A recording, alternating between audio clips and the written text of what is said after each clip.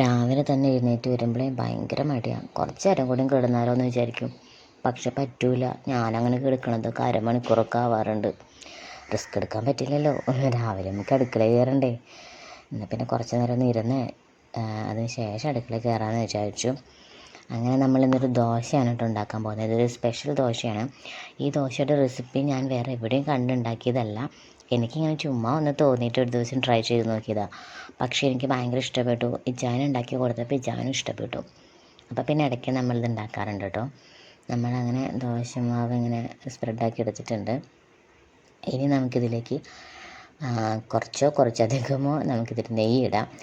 അങ്ങനെ ആ നെയ്യും നമ്മൾ സ്പ്രെഡാക്കി എടുത്തിട്ടുണ്ട്. ഈ ദോശയ്ക്ക് വേണമെങ്കിൽ നമുക്കൊരു എഗ് ചീസ് ദോശ എന്നൊക്കെ വേണമെങ്കിൽ പറയാം കേട്ടോ. എനിക്കറിയില്ല ഇത് മുമ്പ് ആരെങ്കിലും ട്രൈ ചെയ്തിട്ടുണ്ടോ എന്ന് എനിക്കറിയില്ല.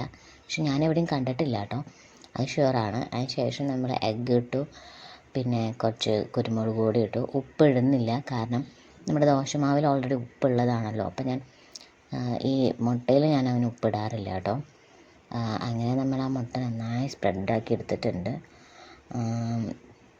എന്നിട്ട് അത്യാവശ്യം നന്നായിട്ടൊന്ന് കുക്കായതിന് ശേഷമാണ് നമ്മളത് മറിച്ചിടുന്നത്. കാരണം മറിച്ചിട്ടതിന് ശേഷം നമ്മൾ ഒത്തിരി നേരം വെക്കില്ല. ഓക്കെ, അതെന്താണെന്ന് വെച്ചാൽ ഞാനങ്ങനെ വെക്കാറില്ല, അത്ര തന്നെ. അങ്ങനെ നമ്മളത് മറിച്ചിട്ടതിന് ശേഷം പിന്നെ നമ്മളതിലേക്ക് നമ്മുടെ മെയിൻ കഥാപാത്രം ചീസ് വെച്ചു. ചീസ് വെച്ചിട്ട് നമുക്കിങ്ങനെ ഒന്ന് ഫോൾഡ് ചെയ്തെടുക്കാം. ചീസ് വേണമെങ്കിൽ മുറിച്ചിട്ട് ഇങ്ങനെ നേരെ വെക്കണമെങ്കിൽ വെക്കാം കേട്ടോ. ഞാനിങ്ങനെ വെക്കണമെങ്കിൽ സെൻറ്റർ ഭാഗത്ത് മാത്രം നന്നായിട്ട് ക്രീമി പോലെ കിട്ടണം. അപ്പം ഞാൻ ആ ചീസുള്ള ഭാഗം ഒന്ന് പൊളിച്ച് കാണിച്ചു തരാം കേട്ടോ. നല്ലൊരു ക്രീമി പോലെ ആയിട്ട് ഇരിക്കുന്നുണ്ട്. നമുക്ക് ചീസൊക്കെ ഇഷ്ടമുള്ളവർക്ക് ഇത് ഭയങ്കരമായിട്ട് ഇഷ്ടപ്പെടും കേട്ടോ.